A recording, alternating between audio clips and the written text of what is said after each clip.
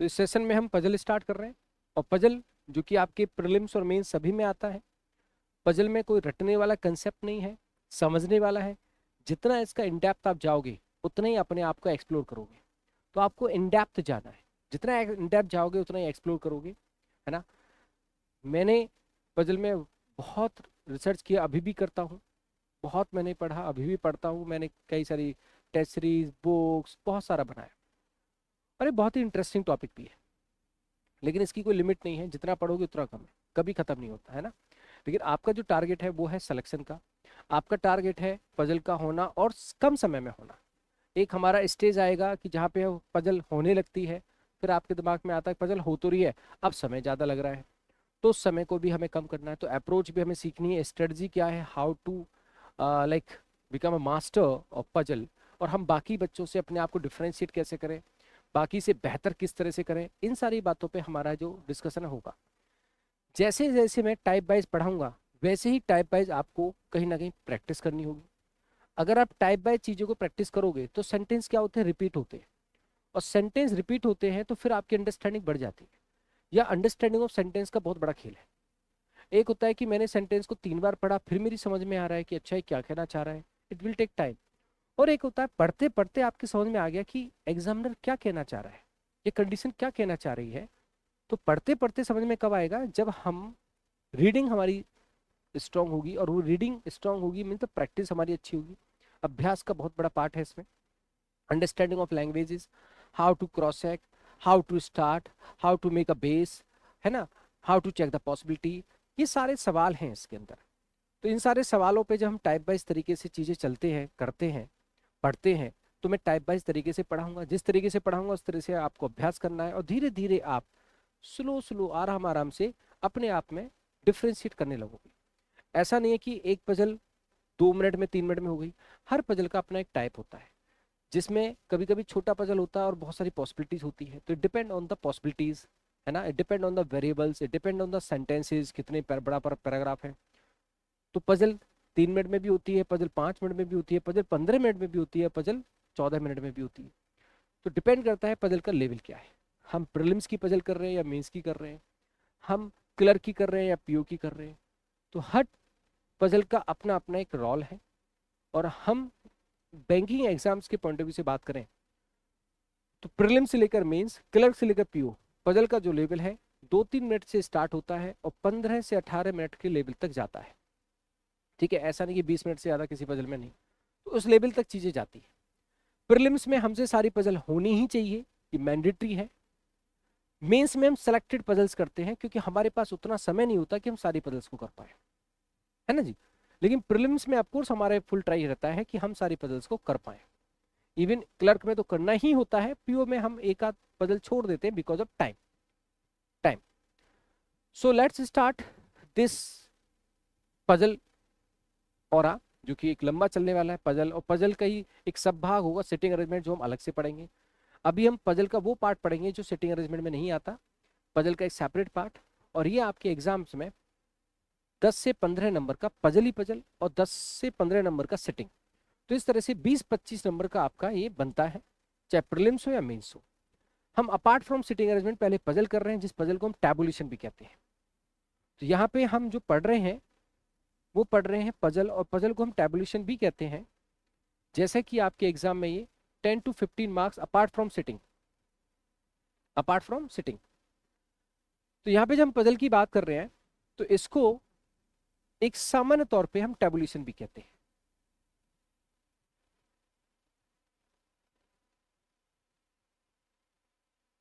ठीक है, बहुत आराम से चीजों को पढ़ना है। ये जो सेशन आप कर रहे हैं ये कोई वाईटी सेशन नहीं है कि सॉल्यूशन दिखाए खत्म। हमें सॉल्यूशन से मतलब नहीं है भाई। ये कोई वाईटी सेशन नहीं है, देखो ये पजल है उड़ा दी, देखो ये पजल है उड़ा दी। No no no, we have to understand each and every point. हमें ये सीखना होगा और जिसमें हमें समय देना होगा कि हम कहाँ मिस्टेक कर रहे हैं, कौन सी चीज को हमें समझना है, कंडीशंस का मतलब क्या है। अगर इस तरह की चीजें आती है तो हम कैसे क्रॉस चेक करते हैं, how to make a hints, how to reduce the time, how to cross check. इन सारे सवालों को सीखना है, इसलिए आपका ये क्लास है, इसलिए आपका ये बैच है। ठीक है, इस बात को पहले माइंडसेट आप क्लियर रखें कि हमारी मानसिकता क्या है, to learn the things, to reduce the time, to get the approach, right. तो इसमें अप्रोच है, ट्रिक्स नहीं, अप्रोच। इसको हम टैबुलेशन भी कहते हैं। और जब हम इसके टाइप की बात करते हैं, जो जो हम पढ़ेंगे यहाँ पे, जैसे एक होता है जनरल पजल। जनरल पजल का मतलब क्या है, जहां आपको कभी कभी ऐसा होता है, एक सामान्य पजल आपके क्लर्क में, पीओ में ऐसी पजल आती है जहाँ पर्सन है और पर्सन के साथ में सिटी दे दी, पर्सन के साथ में कंट्री दे दिया, पर्सन के साथ में कोई कलर दे दिया। तो पर्सन के साथ सिंगल या टू, वन या टू वेरिएबल का कॉम्बिनेशन आ जाता है, जहाँ कोई ना फ्लोर है, ना कोई डेज है, ना बॉक्स है। सिंपल बोलेगा कि भाई 6 लोग हैं और 6 लोगों का ये सिटी और एक कलर है, आप कंडीशन के आधार पे इसको अरेंज करो। कुछ चीजें गिवन होंगी, कुछ चीजें डेफिनेट होंगी, कुछ इनडेफिनेट होगी। हर चीज दे दी जाए तो वो लेवल पजल का बैंक के एग्जाम में अब नहीं आता। हर चीज दे दी जाए वो बहुत ही बेसिक लेवल होता है। लेकिन जैसे कभी कभी डेफिनेट पार्ट ज्यादा है, इनडेफिनेट पार्ट कम है, तो एवरेज इजी टू मॉडरेट है। जहाँ इनडेफिनेट पार्ट बहुत कम है, सॉरी डेफिनेट पार्ट बहुत कम है और इनडेफिनेट बहुत ज्यादा है, तो पजल का मॉडरेट टू हाई लेवल होता है। और जहाँ कोई डेफिनेट पार्ट नहीं है, सब कुछ संभावना पे है, वो टॉप नोच लेवल होता है। ठीक। जनरल पजल में हम बात कर रहे हैं, तो जनरल पजल में बेसिकली हमारा थॉट प्रोसेस हो गया कि जहाँ पे पर्सन, पर्सन के साथ कोई ना कोई वेरिएबल, चाहे एक वेरिएबल हो, दो वेरिएबल हो, या फिर तीन वेरिएबल हो। अच्छा जी, दूसरा अगर हम यहाँ पे बात कर रहे हैं, जैसे कि आप देखते हैं हमारे एग्जाम्स में एक आता है फ्लोर बेस्ड। जब फ्लोर्स पे हमें चीजों को अरेंज करना होता है, कभी 7 फ्लोर है, कभी 6 फ्लोर है, फ्लोर अब सिर्फ क्लर्क में कर रहे हैं तो फ्लोर पे क्या होंगे, सिर्फ पर्सन होंगे। प्रीलिम्स में, पीओ प्रीलिम्स में कर रहे हैं तो फ्लोर पे पर्सन के साथ सिंगल वेरिएबल होगा, और मेंस में कर रहे हैं तो वेरिएबल भी होगा और पॉसिबिलिटी भी बढ़ा देगा। ठीक है। फिर पॉइंट आता है, फ्लोर के साथ क्या होते हैं, फ्लैट। जो आप जनरली देखते हैं फ्लोर के साथ क्या है, फ्लैट। फ्लोर के साथ फ्लैट है, या फिर स्टेयर्स है। क्या है, स्टेयर्स का कंसेप्ट आ जाता है। स्टेयर्स हैं कि कहेगा कि 15 स्टेयर्स हैं, 16 स्टेयर्स हैं, है ना। अच्छा, फिर हम देखते हैं डेज बेस्ड पजल, जहाँ पे आपके मैक्सिमम डेज कितने होते हैं वीक में, 7। कभी 7 डेज में या उससे कम में भी आपको अरेंज करना होता है, सिर्फ पर्सन्स को अरेंज करना है, साथ में वेरिएबल्स को अरेंज करना है, तो that is called days based. मैं उसी तरह से यहाँ पे इंट्रोडक्शन का टाइप बना रहा हूँ जिस तरह से मैं पढ़ाऊंगा, और टाइप वाइज ही हमें चलना चाहिए, जिससे कि हमारी अंडरस्टैंडिंग ज्यादा होगी।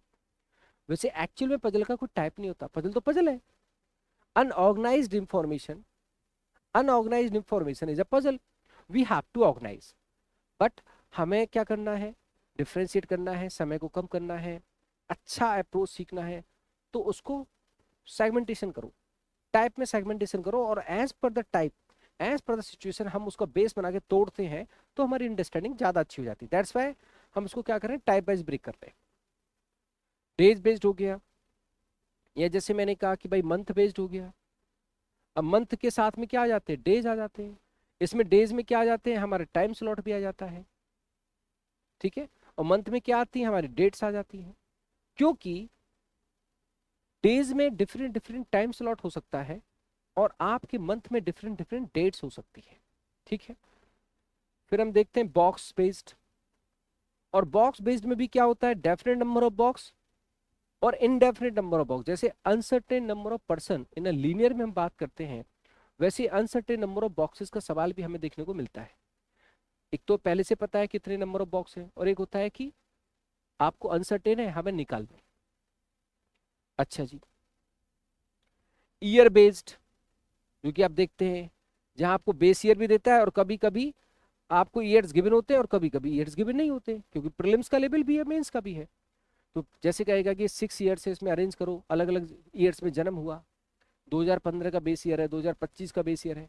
और कभी कभी कहेगा कि भाई ये लोग हैं 1965 से पहले जन्म हुआ है, 1965 से पहले जन्म हुआ, किसका किस ईयर में जन्म हुआ आप खुद से निकालो।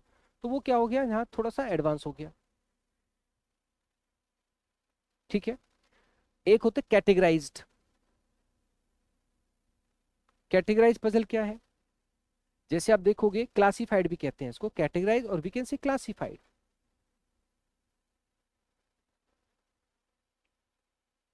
इसमें क्या होता है, क्लासिफाइड किया जाता है, जैसे डिफरेंट डिफरेंट मार्केटिंग डिपार्टमेंट्स हैं, कहेगा 3 डिपार्टमेंट्स में आपको लोगों को अरेंज करना है, या 3 कंट्री में आपको लोगों को अरेंज करना है, या 3 क्लासेस में आपको स्टूडेंट्स को अरेंज करना है, 3 या 4 कैटेगरी में हमें क्लासिफाइड करना पड़ता है। जैसे at least 2, not more than 3 in any department, at least 2, not less than 3 in any department, है ना, काइंड ऑफ। तो उसको हम कहते हैं कैटेगराइज बेस्ड। ठीक है, अच्छा जी। इसके बाद अगर हम बात करें, जैसे हमारा होता है मैट्रिक्स बेस्ड। कभी कभी हमें मैट्रिक्स बेस्ड पे भी पजल, कंडीशंस पजल जो होती है, जो मैट्रिक्स बेस्ड है, जैसे हम कहते हैं उसको कंडीशनल भी कहते हैं, वो भी हमें यहाँ पे मिल जाती है। मैट्रिक्स और कंडीशनल, ठीक है। फिर हमें यहाँ पे एक मिल जाती है डायरेक्शन डिस्टेंस की पजल, डायरेक्शन एंड डिस्टेंस। और फिर अदर्स, अदर्स को मैं यहाँ लिख देता हूँ, जिसमें चाहे वो फिगर बेस्ड है या और अदर थिंग्स है, या मिक्स्ड है, जहाँ पे हम मिक्स भी कह सकते हैं, अदर्स में निकले के बजाय मिक्स्ड कह देता हूँ, जहाँ फ्लोर और डेज को मिक्स कर देगा, मंथ और फ्लोर को मिक्स कर देगा, और फिर मैंने लास्ट में लिख दिया अदर्स, ऑल रिमेनिंग पार्ट। ठीक है जी। फ्लोर है, फ्लैट है, फ्लोर फ्लैट है, डेज है, मंथ है, बॉक्स है, ईयर है, कैटेगराइज है, मैट्रिक्स है, डायरेक्शन डिस्टेंस है, रिलेशंस है, उसमें अदर्स में आ गया, मिक्स्ड है। ये सारा की सारा आपका एक बैंकिंग एग्जाम, क्लर्क है, पीओ है, मेंस है, वो सभी में आपका ये इस तरह का चीजें चलती है। सारी की सारी टाइप पजल प्रीलिम्स की भी होती है, मेंस की भी होती है, क्लर्क की भी होती है, पीओ की भी होती है। हमें प्रैक्टिस में हमेशा इसलिए रहना है क्योंकि जो अंडरस्टैंडिंग ऑफ सेंटेंसेस है वो बहुत बड़ा रोल प्ले करेगा। Approach, of course I will deliver the approach, कि अप्रोच क्या है, कैसे करना है, तो धीरे धीरे हम उस पर काम करेंगे। और हमारा पढ़ने का तरीका सिंगल बेस मेथड रहेगा, मतलब सिंगल बेस बना के हम सॉल्व करेंगे। जैसे आप जनरली यूट्यूब पे देखते होंगे तो मल्टीपल बेस से लोग करते हैं, मल्टीपल बेस अलग अलग बेस बना के करते हैं, हो जाता है, लेकिन हमारा उद्देश्य है समय को कम करना। शुरुआत में चाहे हमें कितने भी एफर्ट्स लगाने पड़े, एग्जाम में समय हमारा कम लगे, तो हम शुरुआत में कंफर्टेबल नहीं होना चाहते। मल्टीपल बेस क्या होता है, शुरुआत में आपको कंफर्टेबल कर देता है, but it will take time during the exam. मैं सिंगल बेस से पढ़ाऊंगा, शुरुआत में you feel some struggle, but after some time in the exam hall you will be comfortable, you will reduce the time, you have to differentiate. So our target is to differentiate from others. Getting my point? अब देखो, सुनो मेरी बात। Puzzle में जैसे 2 major part की हम बात कर रहे, एक होता है इंट्रोडक्शन पार्ट,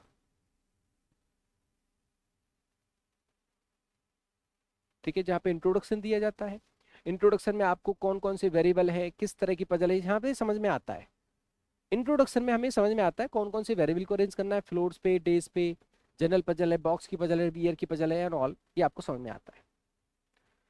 फिर आपका हमारा, अच्छा यहाँ पे मैंने एक टाइप और लिख देता हूँ, वैसे आप परेशान ना हो, अदर्स में लिख दिया है, ऑर्डर कंपैरिजन में लिख देता हूँ। ठीक है, ऑर्डर कंपैरिजन की पजल भी भाई थोड़ी फेमस पजल है, ऑर्डर कंपैरिजन, मैंने ऑर्डर कंपैरिजन भी लिखा है, राइट। दूसरा हमारा होता है पैराग्राफ, जैसे इसमें हम कहते हैं कंडीशनल पैराग्राफ, जिसमें कंडीशंस होती है। और कंडीशंस में भी आप देखेंगे कुछ हमारे पास डेफिनेट कंडीशंस होती हैं, ठीक है, और कुछ हमारे पास क्या होती है, पॉसिबल कंडीशंस होती है।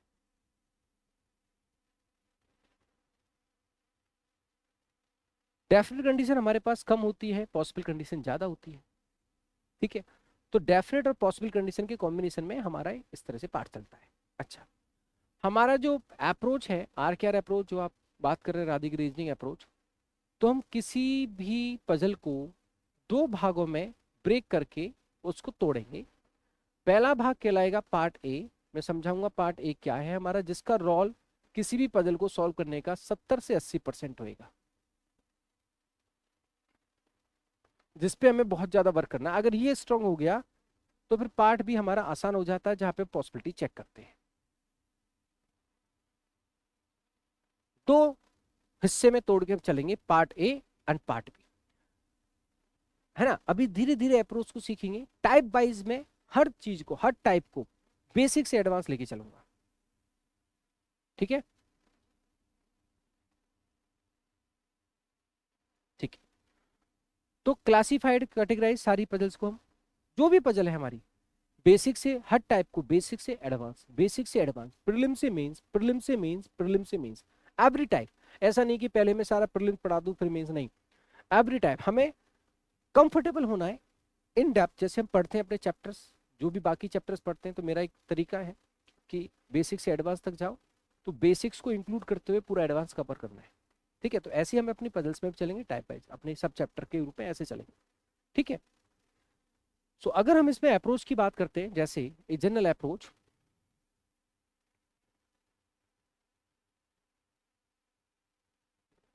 दो सवाल हमारे मेजरली हमारे दिमाग में आते हैं, वैसे तो बहुत सारे सवाल आते हैं दिमाग में, how to make a base and how to start and all, ये सारा। दो तरह से हम इसको कैटेगराइज करेंगे, जैसे एक हाउ टू स्टार्ट,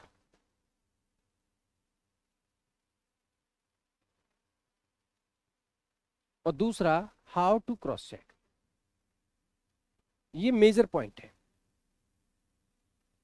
पॉसिबिलिटी कैसे क्रॉस चेक होती है, क्रॉस चेक का मतलब क्या है, पॉसिबल प्लेसेस होंगी, क्रॉस चेक करना ही पड़ता है ना। और पॉसिबिलिटी हम क्रॉस चेक करते हैं और वही हमारा लेवल को लेवल अप करता है जो पजल का पार्ट है। अगर सब कुछ डेफिनेट हो, क्रॉस चेक करना ही ना पड़े, तो फिर कोई बहुत ज्यादा समस्या नहीं होती। समस्या है क्रॉस चेक करने की।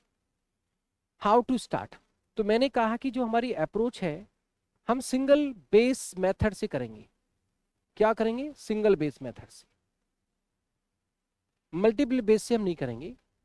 सिंगल बेस मेथड हमारा रहेगा पजल को सॉल्व करने का। आपको समझ में आएगा जब मैं समझाऊंगा क्या सिंगल बेस मेथड। तो कुछ चीजें और जान लें। सबसे पहली चीज, हमारा जो भी सेंटेंसेस है उसकी understanding is very important, is very very important. अगर हमें सेंटेंस का मीनिंग ही नहीं पता, तो पजल में आगे बढ़ ही नहीं सकते हो, बढ़ जाओ क्या फायदा उसका। तो सबसे पहला पार्ट आ जाता है, read the information carefully, whatever the instruction और whatever the conditions, read the information carefully. पढ़ने का भी तरीका होता है, क्योंकि पैराग्राफ में आता है, तो कनेक्टिंग सेंटेंसेस होते हैं। जैसे एक सेंटेंस आया, A live on the fourth floor, A live on the fourth floor, full stop. फिर कह रहा है one person live between A and B, one person live between A and B. तो दोनों सेंटेंस क्या होगी, कनेक्टिंग सेंटेंस होगी। कोई ना कोई पर्सन कॉमन है, कोई ना कोई वेरिएबल कॉमन है। अगर कोई ना कोई पर्सन नेक्स्ट सेंटेंस में, है ना, कॉन्जुगेटिव सेंटेंसेस में कॉमन है, या कोई वेरिएबल कॉमन है, these are called connecting sentences. तो पढ़ने का तरीका है कि हम कनेक्टिंग सेंटेंसेस को एक साथ पढ़ते हैं। जो कनेक्टिंग सेंटेंसेस हैं, चाहे वो दो हैं या तीन हैं, कनेक्टिंग सेंटेंसेस को हम एक साथ पढ़ते हैं। और कनेक्टिंग सेंटेंस को पढ़ने के बाद हम एक क्रॉस चेक करते हैं, छोटा सा क्रॉस चेक यहाँ पे आता है। ये क्रॉस चेक करते हैं कि डायरेक्टली या इनडायरेक्टली इंफॉर्मेशन कौन कौन सी डेफिनेट और इनडेफिनेट है। जब आपको डायरेक्ट इंफॉर्मेशन देने लगता है तो पजल का लेवल थोड़ा आसान हो जाता है, लेकिन जब इनडायरेक्ट कंडीशंस देने लगता है, जिसमें आपको दिमाग ज्यादा लगाना पड़ता है समझने के लिए, तो पजल का लेवल अप हो जाता है। फॉर एग्जाम्पल, मैंने कहा A live on the third floor, direct है, कोई दिक्कत तो नहीं। इसी को मैं ऐसे भी कह सकता हूं, A live one floor above the person who live on the second floor. Indirectly मैंने कह दिया A live one floor above the person who live on the second floor. जो सेकंड फ्लोर पे रहता है उससे एक फ्लोर ऊपर क्या है, ए रहता है। तो है तो तीन पे ही ना, तो इनडायरेक्टली और डायरेक्टली डिफाइन करेगा। तो जब हम क्रॉस चेक करते हैं तो ये चेक करते हैं डायरेक्टली इनडायरेक्टली क्या क्या हमारे पास डेफिनेट पार्ट आया है, अगर कोई है तो, और क्या क्या हमारे पास इनडेफिनेट पार्ट आया है। क्या क्या हमारे पास डेफिनेट पार्ट और क्या क्या हमारे पास इनडेफिनेट पार्ट है। जो हमारे पास डेफिनेट पार्ट है उसको तो हम राइट प्लेस पे पुट कर देते हैं, जो हम क्या बनाते हैं, सिंगल बेस बनाते हैं, as per the puzzle, floor, days, flat, whatever. तो उसको तो हम राइट प्लेस पे क्या कर देते हैं, पुट कर देते हैं, जो भी हमने बेस बनाया है।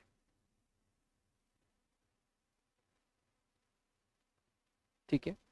लेकिन जो इंडेफिनिट पार्ट है, जो आपका इंडेफिनिट पार्ट है, उसका हम हिंट्स फॉर्मेशन करते हैं क्योंकि हम सिंगल बेस मेथड से कर रहे हैं। और सिंगल बेस मेथड में hints formation is very important. Bar bar scroll करके इंफॉर्मेशन से ही ड्रॉ करना, पढ़ना करना, पढ़ना करना, इट्स वेरी कंफ्यूजिंग और पेपर में होपलेस हो जाता है आदमी। तो हम क्या करते हैं, हिंट्स फॉर्मेशन। एक हमारी आर्ट है जो हमें डेवलप करनी है अपनी, दैट्स कॉल्ड हिंट्स फॉर्मेशन। ये एक आर्ट है जो आपको डेवलप करनी है, दैट्स कॉल्ड हिंट्स फॉर्मेशन। ये डेवलप करना है। हिंट्स बनाने की भी कला है। ऐसा नहीं आपने पूरा सेंटेंस ही लिख दिया, क्या हिंट बनाई भाई। हिंट्स का मतलब क्या है, बहुत सारी इंफॉर्मेशन को कम शब्दों में कह देना और उन हिंट्स के बारे में आपको पूरी तरह से पता होना। ऐसा नहीं आपने बनाई हिंट्स, आप ही भूल गए मैंने क्या लिखा है या इसका मतलब क्या है। तो जब उसका रिपीटेशन आता है, हिंट्स फॉर्मेशन का जब आप रिपीटेशन करते हो, रिपीटेशन से आपको एक सेट हो जाता है कि इस तरह की कंडीशंस को मैं ऐसे हिंट्स बनाता हूँ। जैसे फॉर एग्जांपल मैंने कहा जितने लोग ए और बी में होंगे उससे एक कम सी और डी में होंगे। तो मेरी एक कला है जो कि डेवलप हो चुकी है। जब भी इस तरह की इंफॉर्मेशन आएगी, जितने फ्लोर ए और बी में होंगे उससे एक कम सी और डी में होंगे, जितने बॉक्स ए और बी में होंगे उससे एक कम सी और डी में होंगे, जितने पर्सन ए और बी में होंगे उससे एक कम सी और डी में होंगे। तो मैं इस तरह के हिंट बनाता हूँ। तो अपनी अपनी स्टाइल है, आप यहाँ से कॉपी कर सकते हैं स्टाइल को या अपनी एक स्टाइल डेवलप भी कर सकते हैं, ठीक। बट आपकी जो हिंट्स है ना, क्योंकि जो आप सेंटेंसेस हैं आफ्टर सम टाइम जब आप पजल करते हैं तो सेंटेंसेस रिपीट होंगे, सेंटेंसेस का फॉर्मेट रिपीट होगा। और जब सेंटेंसेस का फॉर्मेट रिपीट होगा तो आपका रिपीटेशन जब आएगा तो आपकी स्मार्टनेस बढ़ जाएगी कि यार मैं तो इस तरह के हिंट ऐसे ही बनाता हूँ और इसका मतलब मैं समझता हूँ मेरा ही समझना जरूरी है, कोई और समझे ना समझे क्या फर्क पड़ता है, ठीक। जैसे मैं क्या बनाता हूँ, फॉर एग्जाम्पल ए और बी में 3 फ्लोर है तो मैंने बनाया ऐसे। अब इसको ऐसे भी कह सकते थे, ए और बी में 3 फ्लोर है, ऊपर भी हो सकता है नीचे भी हो सकता है, लेकिन मेरी एक अपनी स्टाइल है। ए और बी में 3 फ्लोर है तो मैं ऐसे बना देता हूँ गोल गोल। और जब ये कहता है कि पी और क्यू में 2 फ्लोर हैं और पी ऊपर होगा तो मैं ऐसे बना देता हूँ। अपनी अपनी स्टाइल है, आप ऐसे बनाओ ऐसे बनाओ ऐसे बनाओ, इट्स योर चॉइस। तो उसमें कोई प्रॉब्लम नहीं है, मतलब you can like draw kind of this conditions and all, right. अच्छा जी, आ जाओ। अब सुनो मेरी बात ध्यान से। हिंट्स फॉर्मेशन हम बनाते हैं, वो हमें सीखना। सिंगल बेस मेथड का फायदा भी क्या है, हमें चांस मिलता है सवाल को जल्दी करने का। मल्टीपल बेस तो एक स्टैंडर्ड टाइम है। जैसे फॉर एग्जांपल आपके 7 फ्लोर हैं, 7 6 5 4 3 2 1। मैंने क्या किया, मल्टीपल बेस बनाया।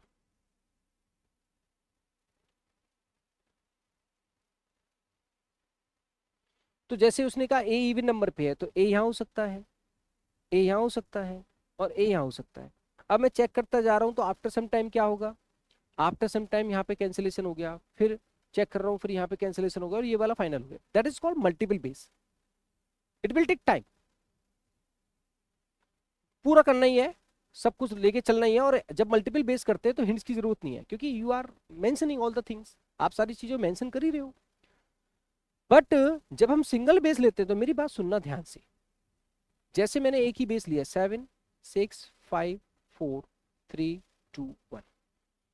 अब सिंगल बेस में आपने जैसे कहा कि ए इवन नंबर पे रहता है तो आपको पता है कि ए यार यहाँ पे हो सकता है, यहाँ पे हो सकता है, यहाँ पे हो सकता है। फिर उसने कहा ए और बी में 2 पर्सन हैं, फिर उसने कहा बी से जस्ट नीचे सी बैठेगा, सी और डी में 2 लोग बैठे हैं। ऐसा कुछ करके हिंट्स आपने बना रही। सॉरी, आपको नहीं पता ए कहाँ होगा। अब यहाँ पे चांस है आपके पास, आप पॉसिबिलिटी चेक करोगे। वर्स्ट केस होगा कि आपको सारी पॉसिबिलिटी चेक करनी पड़ेगी, लास्ट में जाकर फाइनल हुआ तो क्या दिक्कत है। जो मल्टीपल बेस में कर रहा था वो तो सारी चेक कर ही रहा है, और वर्स्ट केस में आपको सारी चेक करनी पड़ेगी तो आप और वो सेम लेवल पे है। हाँ, आप पीछे तो नहीं हो ना मल्टीपल बेस वाले से, लेकिन समहाउ आपने जो चेक किया पॉसिबिलिटी, अगर वो पहली बार में सेट हो गई, यकीन मानिए ऐसा कई बार आपके साथ होगा, मार्क माई वर्ड्स। ऐसा प्रीलिम्स में कई बार आपके हो जाएगा और आपकी कब कब ऐसा होगा, कभी आपकी 2 पजल रह गई थी, कभी आपकी पूरी पजल हो गई। क्योंकि जब जब आपने जो पॉसिबिलिटी ली, खटाक और पॉसिबिलिटी लेने का भी एक अनुभव आएगा, क्योंकि जब रिपीटिशन आता है तो पजल में कहीं ना कहीं कंडीशंस का रिपीटिशन आता है, और वो माइंडसेट हमारा बनने लगता है कि यार इस तरह की पजल मैंने समाप्त कुछ कुछ की है, कुछ कुछ की है, तो मैं ऐसे चेक करता हूं, खटाक। कई बार मेरे साथ ऐसा होता है, क्योंकि n number of time repetition, तो कई बार ऐसा होता है कि यार ऐसा कुछ कुछ किया है, तो फिर उसी रेस्पेक्ट में फ्लो चलने लगता, फ्लो चलने लगता, खटाक। कई बार ऐसा होता है, और जब जब आपके साथ ऐसा होगा तब तब आप ज्यादा पजल करोगे, तो आपके पास चांस है, और हमें वो चांस लेना है जहां पे हमें अपने जीतने का चांस मिलता हो। अगर हमारे जीतने के 1% भी चांस है तो हमें अपना फुल 100% लगाना है।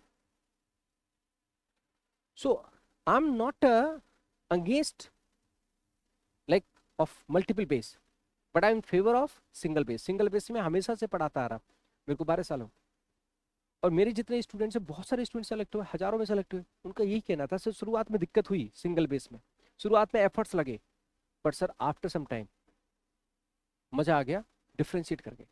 तो वही तो चाहिए हमें, शुरुआत में एफर्ट्स तो लगाएंगे, मेहनत तो कर ही रहे हैं ना, किस लिए मेहनत कर रहे हैं, रेस में जीतेंगे, समझे? तो सिंगल बेस से पढ़ेंगे, और सिंगल बेस के लिए क्या होता है, मल्टीपल बेस करना ही पड़ेगा। अच्छा मेरी बात सुनो, हिंट्स में कुछ हिंट्स क्या बने आएंगी, पॉजिटिव आएंगी, और कुछ हिंट्स क्या आएंगी, नेगेटिव आएंगी, कुछ पॉजिटिव वे में, कुछ नेगेटिव वे में। उन हिंट्स के बेसिस पे हम फिगर आउट करते हैं पॉसिबल प्लेसेस।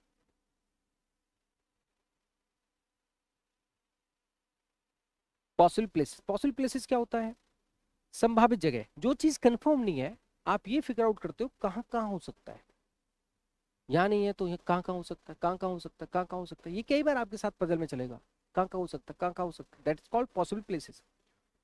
और फिर हमारा एक पॉइंट आता है पॉसिबल प्लेसेस के बाद, हम पॉसिबिलिटी चेक करते हैं, लेकिन पॉसिबिलिटी चेक करते समय हमें ये समझना पड़ता है किसकी पॉसिबिलिटी को पहले चेक करें, और दैट्स कॉल्ड डिसीजन मेकिंग। एक एबिलिटी है, you have to develop this, that's called decision making.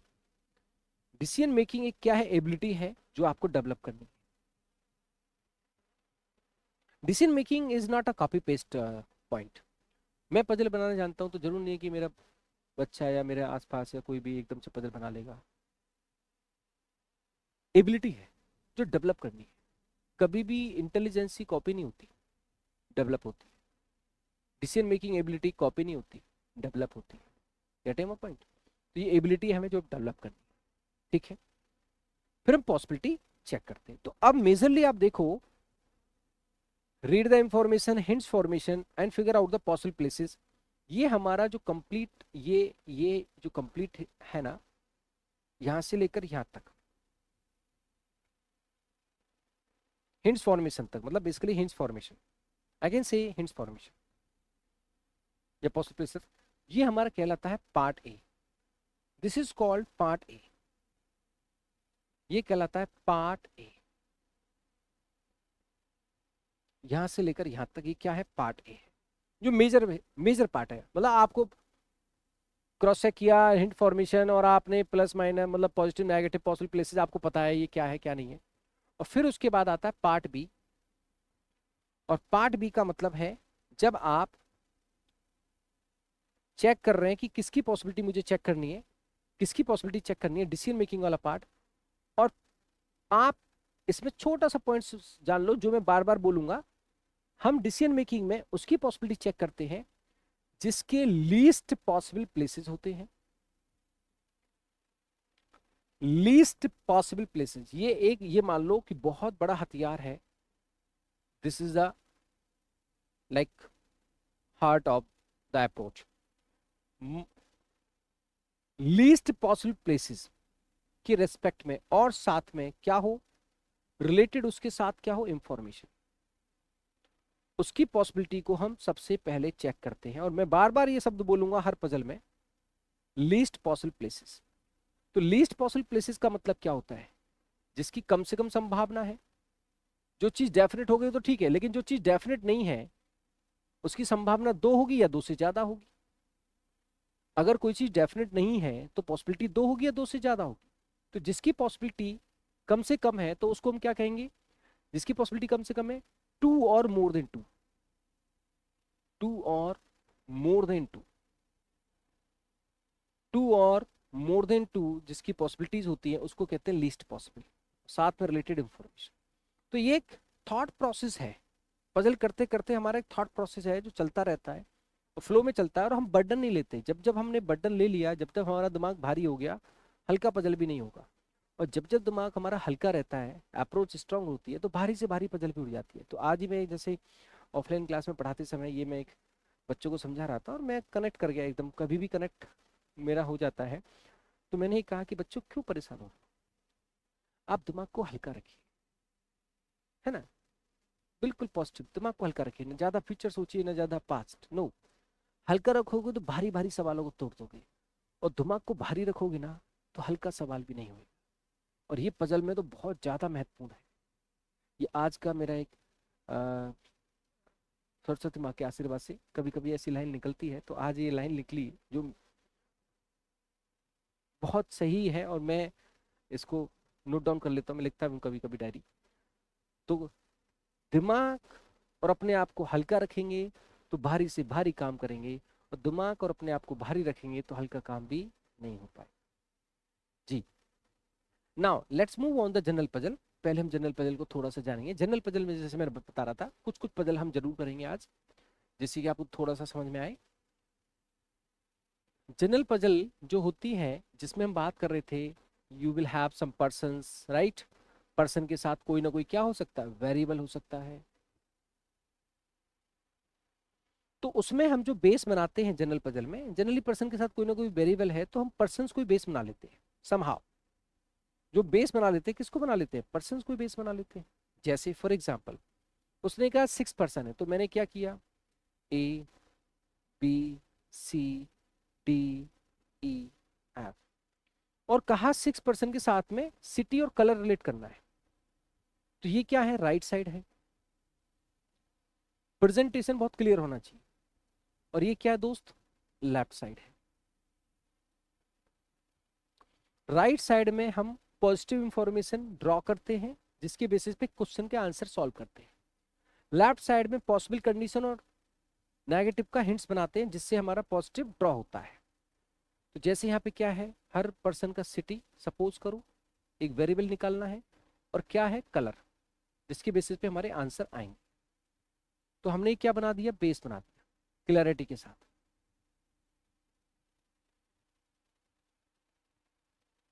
Left side में नेगेटिव इंफॉर्मेशन और पॉसिबल कंडीशंस व्हाटएवर।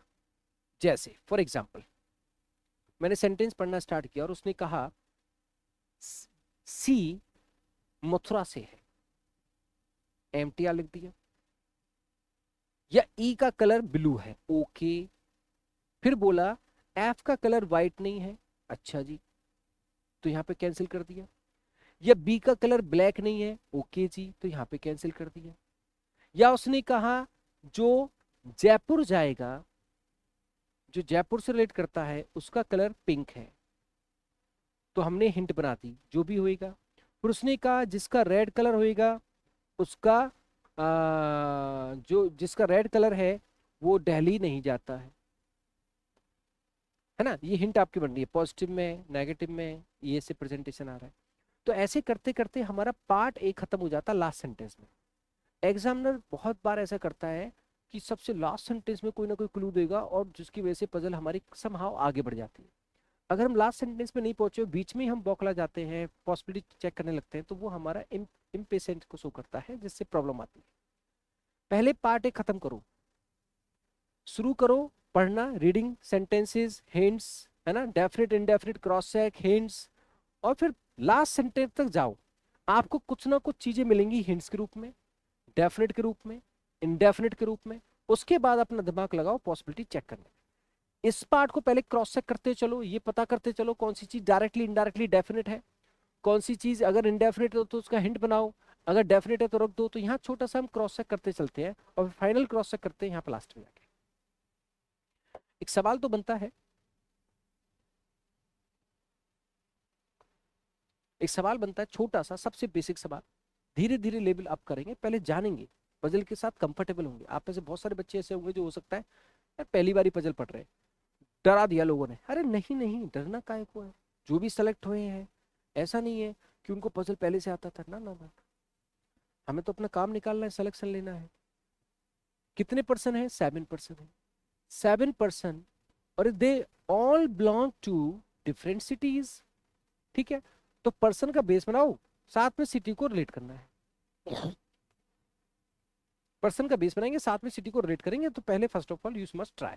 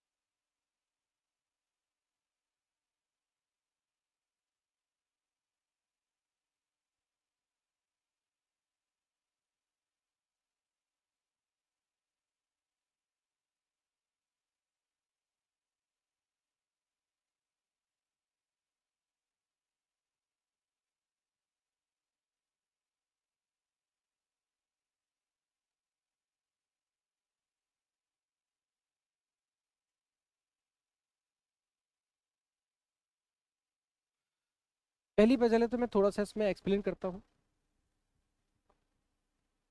कैसे इसको कर सकते हैं, क्या करना चाहिए, कैसे करना चाहिए। देखो,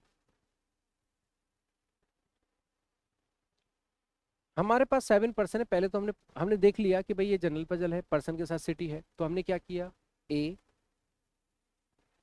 B, C, D, E, F और मेरे दोस्त जी। बहुत बेसिक पजल है। साथ में सिर्फ क्या करना है, सिटीज को कनेक्ट करना है, बाकी कुछ नहीं है। यहाँ पे क्या है, सिटी है। ये लेफ्ट साइड हमने जगह छोड़ी नेगेटिव के लिए। अब हमने क्या करना है, किसी भी पजल में, कोई भी पजल हो, कितनी बड़ी, कितनी छोटी, कितनी मीन्स की, फर्स्ट ऑफ ऑल हम क्या करेंगे, पार्ट ए, दो पार्ट में पजल को सॉल्व करेंगे, पार्ट ए और part B. Okay, now G belong to Mumbai, definite है, कोई टेंशन ही नहीं है, क्योंकि मैं पहले शुरुआत बेसिक पजल से कर रहा हूँ, हर किसी बच्चे को साथ लेके चलना चाहता हूँ। A does not belong to Lucknow और चेन्नई। ए जो वह है बेटा, ना तो लखनऊ से है और ना ही चेन्नई से है। D belong to Pune. D हमारा कहां से है, पुणे से है। ए और एफ कोलकाता से नहीं है, तो ए भी कोलकाता से नहीं है, कैंसिल कर दो। एफ भी कोलकाता से नहीं है, कैंसिल कर दो। ठीक है, आ जाओ। B belong to Ahmedabad. B कहां से, अहमदाबाद से है। अच्छा, सी हमारा कोलकाता लखनऊ से नहीं है, सी भी कोलकाता से नहीं है और लखनऊ से भी नहीं है। ये हमारा पार्ट ए हो चुका है। अच्छा सुनो, यहाँ कोई भी पॉसिबल कंडीशन तो आई नहीं, नेगेटिव आया और पॉजिटिव आया। क्या करना है, थॉट वही है जिसके पॉसिबल प्लेसेस कम हो। अब यहाँ पे पॉसिबल प्लेसेस कम किसके होंगे, जिसका नेगेटिव ज्यादा हुआ होगा। भाई जिसके बारे में कहा गया यहाँ नहीं हो सकता, यहाँ नहीं हो सकता, यहाँ नहीं हो सकता, तो उसकी जगह क्या होंगी, कम पॉसिबल प्लेस होंगे। तो जिसका नेगेटिव ज्यादा, उसके पॉसिबल प्लेस कम, क्योंकि पॉसिबल कंडीशन तो है नहीं। अगर पॉसिबल कंडीशन होती तो मैं उसको देखता। अब पॉसिबल प्लेस क्या होगा, उसके कम होंगे जिसको नेगेटिव ज्यादा है। जो ज्यादा नेगेटिव में कॉमन है वो कौन है, जैसे देखा आपने, देखो कोलकाता यहाँ पे नहीं है, कोलकाता यहाँ पे नहीं। सबसे पहले उसको देखो जिसका नेगेटिव ज्यादा हुआ है, क्योंकि वो पहले मिलेगा और उसके मिलने से इनडायरेक्टली कोई ना कोई प्लेस क्लोज हो जाएगा। क्लोज हो जाएगा तो अदर के लिए कहीं ना कहीं पॉसिबल प्लेस और कम हो जाएगा। एक चीज 5 जगह हो सकती है, एक 3 जगह हो सकता है। आपने जो 3 जगह हो सकता है उसको आपने ढूंढा, जल्दी मिला और उसने एक प्लेस को पकड़ लिया। तो जिसके लिए 5 जगह हो सकती थी उसके लिए क्या बची, 4 जगह बची। तो इनडायरेक्टली पॉसिबल प्लेस क्या होता है, कम होता है। जैसे कोलकाता को देखा तो कोलकाता यहाँ नहीं है, यहाँ नहीं है, यहाँ नहीं है, तो यहाँ पे क्या हो जाएगा, कोलकाता। अब कोलकाता ने किसी प्लेस को क्या कर लिया, ऑक्यूपाई कर लिया, तो चेन्नई या बाकी के लिए ये प्लेस क्या हो गई, कंप्लीटेड है, चेक ही नहीं करेंगे। अब बाकी देखा लखनऊ यहाँ पे नहीं है, लखनऊ यहाँ पे नहीं, लखनऊ यहाँ और यहाँ नहीं है, तो यहाँ तो चेक नहीं करेंगे ना, बिकॉज कोलकाता पहले कर दिया आपने चेक। क्यों? कोलकाता के पॉसिबल प्लेस कम थे। तो यहाँ और यहाँ लखनऊ नहीं है, तो यहाँ पे क्या आ जाएगा? लखनऊ आ जाएगा। और यहाँ पे लखनऊ आ जाएगा। फिर आपने देखा उसको जिसका सिंगल दिया चेन्नई, चेन्नई यहाँ पे नहीं है, फिर यहाँ पे चेन्नई रख दो। अगर चेन्नई को पहले में देखता तो चेन्नई फिर यहाँ हो सकता था, यहाँ हो सकता था, फिर तो प्रॉब्लम हो जाती ना। और यहाँ पे बचा हुआ सिटी आप यहाँ से ले लो, दैट इज दिल्ली। तो ये आपने पजल, छोटी सी पजल, सबसे बेसिक पजल आपने की। आप धीरे से आगे चले, छोटा सा आपको समझ में आया कि राइट प्लेस में मैंने क्या किया, लेफ्ट साइड में क्या किया। नाउ यहाँ क्या हुआ है, ये भी एक जनरल पजल है, पहले सुन लो। 8 क्या है? फ्रेंड्स हैं, डिफरेंट कंपनीज हैं, they belong to different cities also. तो यहाँ पे 2 वेरिएबल है, person, company, city. Person, company, city. तो क्या करेंगे? पर्सन का बेस बनाएंगे, कंपनी और देन सिटी।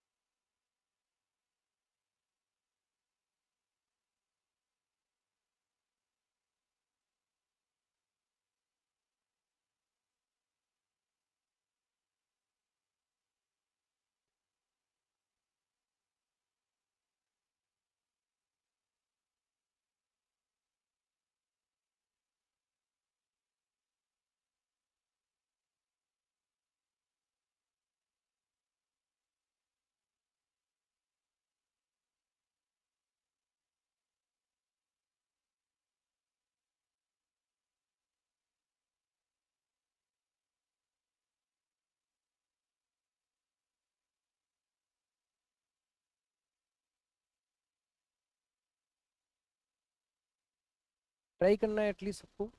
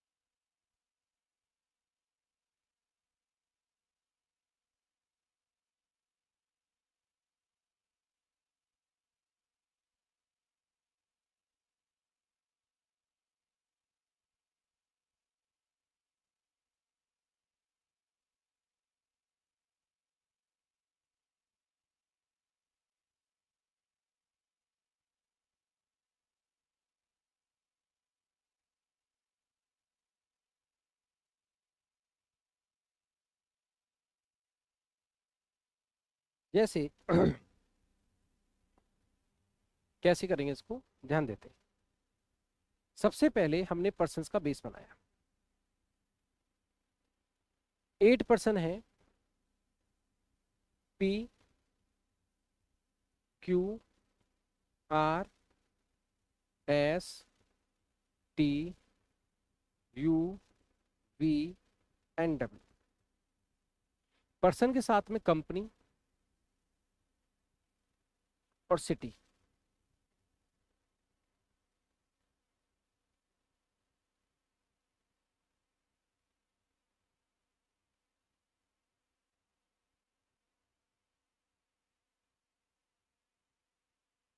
अच्छा जी, पहले करेंगे part A.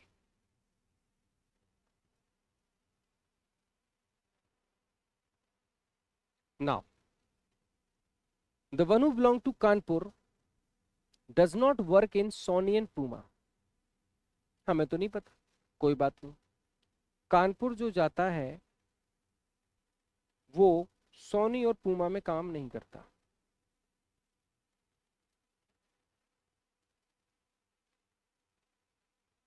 P belong to Lucknow, it's a definite part. Suppose यहाँ पे क्या है, कंपनी है और यहाँ पे क्या सिटी है। पी का हमें दिया हुआ है लखनऊ, ठीक। जो नाइकी है बिलोंग टू कोलकाता। नाइकी वाला कहाँ से है, कोलकाता से है। W work in Adidas. पहले हम पार्ट ए कर रहे हैं, आराम से पढ़ रहे हैं, connective sector. T belong to Patna, city की जगह सिटी लिखो। The one who work in IBM belong to Ranchi. जो आईबीएम में काम करता है, ये पॉसिबल कंडीशन है, वो कहाँ से है, रांची से है। ये पॉसिबल कंडीशन है, ये पॉसिबल कंडीशन है। The one who belong to Pune does not work in Sony and Walmart. जो पुणे से है वो सोनी और वॉलमार्ट में नहीं है। जो पुणे से होगा ना तो सोनी में काम करता है ना वॉलमार्ट में। क्यू बिलोंग टू पुणे, तो यहाँ पे आप लिख सकते हैं क्यू जब पुणे से है तो पुणे वाला सोनी और वॉलमार्ट नहीं है, तो यहाँ पे लिख सकते हैं आप सोनी नहीं होगा और वॉलमार्ट भी नहीं होगा। We belong to Kanpur, we कहाँ से है, कानपुर से है। और आप यहाँ पे लिख सकते हैं क्योंकि इससे रिलेटेड इंफॉर्मेशन थी, कानपुर वाला सोनी और पूमा से नहीं है, तो यहाँ पे सोनी नहीं होगा और प्यूमा भी नहीं होगा। S work in Titan, S Titan में काम करता है, तो यहाँ पे आपने लिख दिया टाइटन। आप चलते जा रहे हैं। S does not belong to Jaipur and, S Jaipur से नहीं है। And also P does not work in Sony, P हमारा सोनी में काम नहीं करता। R does not belong to Ranchi, R हमारा रांची से नहीं है। क्लैरिटी होनी चाहिए रिप्रेजेंटेशन में। T does not work in Motorola, इसमें नेगेटिव ज्यादा दिया है। टी मोटोरोला वॉलमार्ट से नहीं है, मोटोरोला से नहीं है, वॉलमार्ट से नहीं है। Q does not work in Puma, Q हमारा प्यूमा में भी नहीं है। इसमें नेगेटिव ज्यादा था इसलिए थोड़ा क्लैरिटी। अब क्या करो, हमारे पास जो पॉसिबल कंडीशन आई है, पहले यहां देखो, दिमाग लगाओ, इसमें से क्या क्या कैंसिल आउट हो गया। इसकी जरूरत नहीं है, ये तो आपने कानपुर के साथ में कनेक्ट कर दिया, इसको हटा दो, कंफ्यूज करेगी आपको। प्यूमा पुणे की जरूरत नहीं है के साथ में आपने कनेक्ट कर दिया, कंफ्यूज करेगी, हटा दो। आपके पास पॉसिबल कंडीशन बची है दो, एक ये वाली आईबीएम कहां से है, रांची से है। एक नाइकी कहां से है, कोलकाता से। तो क्या आईबीएम रांची कहीं आ सकता है, यहां आ सकता है, यहां नहीं आ सकता, यहां आ सकता है। तो पहले इनको चेक कर रहे हैं पॉसिबल कंडीशन को, फिर नेगेटिव में दिमाग लगाएंगे। तो आपने देखा आईबीएम रांची यहाँ नहीं आएगा, यहाँ नहीं आएगा, यहाँ आ सकता है, यहाँ नहीं आएगा, यहाँ नहीं आएगा, यहाँ रांची मना किया था, यहाँ नहीं आएगा, यहाँ नहीं आएगा। तो आईबीएम रांची यहाँ पे हमारा सेट हो गया। कैंसिल आउट कर दो। नाइकी कोलकाता, यहाँ आएगा नहीं, यहाँ आएगा नहीं, यहाँ आएगा नहीं, यहाँ आएगा नहीं, यहाँ आएगा नहीं, यहाँ आएगा नहीं, ना आएगा नहीं। तो यहाँ पे क्या आ गया, नाइकी। एक ही जगह बची, क्या आ गया, कोलकाता। Cancel out. अब चलेंगे यहाँ, इसमें जो नेगेटिव सबसे ज्यादा हुआ है उसको पहले देखो। अगर मैं कंपनीज में देखता हूं, सोनी यहाँ नहीं था, सोनी यहाँ नहीं है, सोनी यहाँ नहीं है, यहाँ नहीं है, यहाँ नहीं है, यहाँ नहीं है, तो यहाँ पे क्या हो जाएगा, सोनी। सोनी खत्म हुआ। अब देखो वॉलमार्ट, वॉलमार्ट यहाँ नहीं है, यहाँ हो सकता है। पूमा, पूमा भी देख सकते हैं, वॉलमार्ट तो यहाँ भी हो सकता है, यहाँ भी हो सकता है। पूमा यहाँ नहीं है, पूमा, और प्यूमा यहाँ भी नहीं है, प्यूमा यहाँ नहीं है, यहाँ नहीं है, तो यहाँ पे प्यूमा हो जाएगा। और यहाँ पे वॉलमार्ट नहीं था, तो अब यहाँ पे वॉलमार्ट आ जाएगा जिसका नेगेटिव कम था। सिटी में आओगे तो जयपुर यहाँ पे नहीं था, जयपुर यहीं से हमने निकाल के ड्रॉ करके खत्म कर दिया। और यहाँ पे बचा हुआ आ जाएगा आपका, जो बच गया, बंगलौर। पजल आपकी डन। और यहाँ पे बचा हुआ आ जाएगा आपका, जो आपका बच गया, दैट इज टाइटेनाइट, नहीं मोटोरोला। मोटोरोला बचा ना, मोटोरोला, हाँ मोटोरोला यहाँ नहीं था, मोटोरोला बचा। This is the answer of this puzzle, this is the answer of this puzzle. हम क्या करते हैं, पार्ट ए हमारा सबसे मेजर पार्ट है, पहले में पार्ट ए करना, समझ में आ रही बात। पार्ट ए करना, सही तरीके से सही जगह पे रिप्रेजेंटेशन मैटर्स आ लॉट। और फिर हम पार्ट भी जब करते हैं तो पहले पॉसिबल कंडीशन क्या क्या है हमारे पास, उसमें दिमाग लगाते हैं, और फिर नेगेटिव किसका है उसमें दिमाग लगाते हैं, और चीजों को ड्रॉ करके जिसकी पॉसिबल प्लेसेस कम उसको पहले चेक, जिसके पॉसिबल प्लेसेस कम उसको पहले check. This is the way, ऐसे हम चलते हैं, ठीक है। तो अभी आपने आज के इंट्रोडक्शन पार्ट में और ये सारी चीज समझी आपने कि कैसे कैसे हमारा काम करना है, अप्रोच क्या है, इसको रिवाइज करना है, अगले पार्ट पे हम तब चलें। थॉट प्रोसेस को स्ट्रॉन्ग बनाना है, अगर आपको वाकई पजल में मास्टर बनना है। मुझे पता है कि आप लोग after few month, after some time, कुछ समय बाद थैंक यू बोलोगे आप, मुझे पता है। You will get selection, definitely you will get selection. पढ़ने का तरीका भी हमारा अपना सही रखना है, भीड़ चाल में नहीं चलना है, ये कर लिया वो कर लिया, नहीं, तरीके से सिस्टमेटिक तरीके से पढ़ो, आराम से, तसल्ली से। जब समय दे रहे हो तो अच्छे से दो ना, तो रिजल्ट भी अच्छे से आएगा, ठीक है। तो नेक्स्ट पार्ट में उसी दमदारी के साथ फिर मिलेंगे। थैंक यू सो मच, जय हिंद, राधे राधे।